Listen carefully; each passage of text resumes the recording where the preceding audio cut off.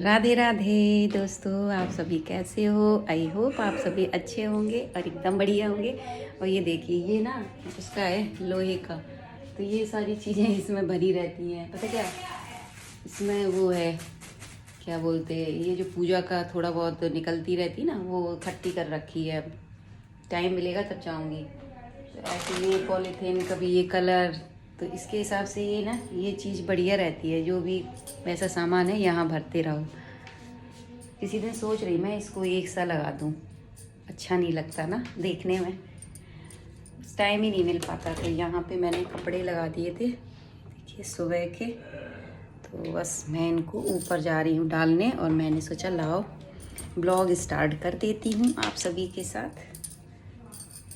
और सर्दियों में तो अब रोज़ ही कपड़े धुलने पड़ेंगे।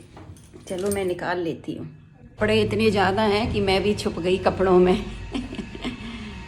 पीयू आजा ऊपर आ बेटा, पीयू को बुला लेती हूँ।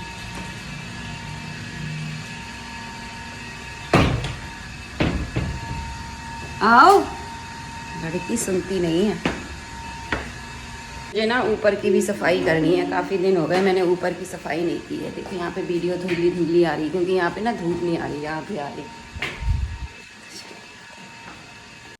तो यहाँ मैं सारे कपड़े लेके आ गई हूँ, और ये चेयर मेरी कपड़ों का स्टैंड रहती है। मैं सारे कपड़े इसी पे ही रख लेती हूँ। मैं कभी बाल्टी में लेके नहीं आती हूँ, मैं ऐसे ही बस वॉशिंग मशीन से निकाले और हाथ पे सारे कपड़े टांगे, और बस मैं ऊपर उठा के और यहाँ चेयर पे रख लेती हूँ। तो फिर इसी में से मैं उल्टा कर करके डालती रहती हूँ। और धूप मतलब गर्मी हो या सर्दी हो, मैं कपड़े हमेशा उल्टे ही करके डालती हूँ। मुझे लगता है उल्टे कपड़े डालो तो जल्दी सूखते हैं, इसलिए ज़्यादा सही रहता है। वैसे तो कलर वगैरह को सर्दियों में तो कुछ नहीं रहता है, बट उल्टे डाल दो तो जल्दी सूखते हैं कपड़े, ये तो मैंने नोटिस किया है। और धूप अभी तो फ़िलहाल में निकल रही है, तो ज़्यादा खूब अच्छी मौज चल रही है सभी की।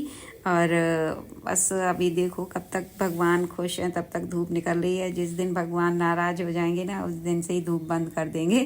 फिर उसके बाद बस मैं आ गई नीचे, और नाश्ता का टाइम भी हो रहा था। तो सृष्टि और स्कूल चली गई हैं। उसके बाद अब मैं पीहू और ये बचे हुए हैं घर पे। तो बस हमारा नाश्ता बन रहा है। तो आज हमारे यहाँ फिर बन रहे हैं पराठे। हमने कहा ना आपसे, सर्दियों में तो हमारे यहाँ पराठे ही पराठे नाश्ते में चलेंगे। सच में पराठे तो सर्दियों में कोई इनकार ही नहीं कर सकता है। जब हम गरम गरम देखते हैं ना, तो अपने आप मुंह में पानी आ जाता है। चलो बना लेते हैं और खाते हैं। अभी मैं और कुछ बना देती हूँ, जैसे गोभी आलू या कुछ और। तो ज़रूर कहेंगे सब, क्या रोज़ रोज़ गोभी आलू बना देती हूँ। बटर पराठों को मैं बराबर बना रही हूँ। तो किसी ने मुझे एक भी दिन नहीं टोका कि क्या रोज़ रोज़ पराठे बना रही हो। सच्ची में सर्दियों में पराठे सबकी जान होते हैं, सबको बहुत पसंद होते हैं पराठे, और मुझे तो बहुत ही ज़्यादा पसंद है। मेरे तो फेवरेट हैं सर्दियों में पराठा, आलू का, गोभी का, मूली का, किसी का भी हो, बस पराठा होना चाहिए। तो चलिए देखिए पराठा कितना करारा सिका हुआ है, और बस मैं इनको खिला रही थी। तो ये भी गरम गरम, ये ज़्यादा गरम नहीं खाते हैं, इसलिए मैं मतलब इनको ठंडा करके ही देती हूँ। मतलब जैसे एक सेक लेती हूँ, थोड़ा ठंडा हो जाए।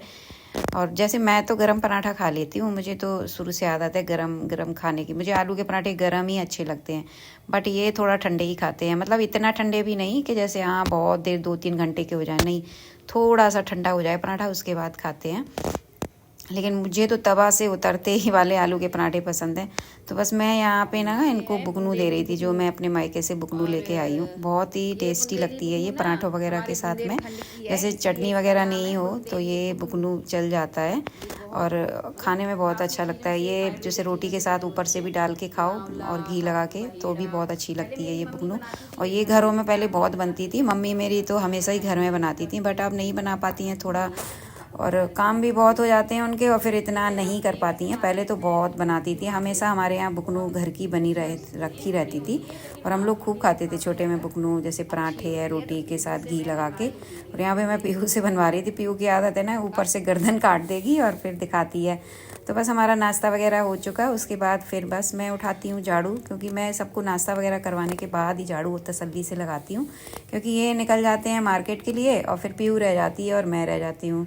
और बस यहाँ से स्टीप भी निकल जाती हैं। तो फिर तसल्ली से सारे चीज़ें झाड़ के मैं बस झाड़ू लगाती हूँ। फिर झाड़ू लगाने के बाद सीधा मैं पोंछा पकड़ लेती हूँ। इस तरीके से मेरा काम हो जाता है। तो सबसे पहले तो मैं अपनी किचन ही समेटती हूँ, और उसके बाद मैं झाड़ू पोछा, और झाड़ू बस यही लगाने का रीज़न, वैसे तो मैं सुबह जल्दी उठ के लगा लूँ लेकिन मेरा मन नहीं भरता है, पता नहीं क्यों। वो जब तक ये निकलते नहीं है ना मार्केट, तो कुछ ना कुछ फैलता सा रहता है मुझे लगता है। और सफाई करने में जब ही मज़ा आता है जब सारे एक जगह पे बैठ जाएं और फिर आप झाड़ू वगैरह लगाओ, तो थोड़ा बीच बीच में कोई उठ रहा चल रहा है, यहाँ चीज़ें वहाँ चीज़ें, तो फिर वो तसल्ली से झाड़ू लगती नहीं है। गृहिणी का थोड़ा यही हिसाब किताब रहता है कि सारे एक जगह बैठ जाओ, फिर मैं तसल्ली से झाड़ू लगाऊँ, साफ़ करूँ। घर एक बार क्लीन हो जाए फिर भले ही गंदा कर दो तुम। तो बस यहाँ पे झाड़ू मैंने लगा ली, पोंछा भी बस यहाँ लॉबी का थोड़ा सा रह गया था, तो ये वॉश बेसिन में धोने के बाद फिर यहाँ से पोंछा लगाते हुए बाहर ले जाती हूँ।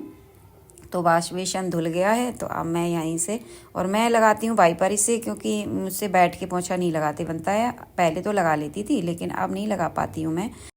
तो दोस्तों, आज के ब्लॉग का आपने टाइटल पढ़ा होगा। आप सोच रहे होंगे ये कैसा टाइटल है, बट ये टाइटल नहीं है, ये एक स्टोरी है जो मैंने एक किताब में पढ़ी, तो मुझे बहुत अच्छी लगी, तो मैंने सोचा आप सभी को भी मैं शेयर करती हूँ। तो इस स्टोरी को मैं आप सभी को सुनाती हूँ और आप सुन के ज़रूर बताना कमेंट में कि इस स्टोरी से कि आप सभी को इस स्टोरी से क्या सीख मिली और मुझे क्या सीख मिली मैं भी बताऊंगी। तो चलिए मैं शुरू करती हूँ स्टोरी। तो स्टोरी है, तो एक सूअर पालक था, उसने कई सूअर पाल रखे थे, उसको शौक था सूअर पालने का, तो और उनकी बड़ी अच्छे से देख रेख भी करता था। तो जहाँ पे उसने पाल रखे थे उसके थोड़े से नज़दीक में ही एक कीचड़ से भरा तालाब था।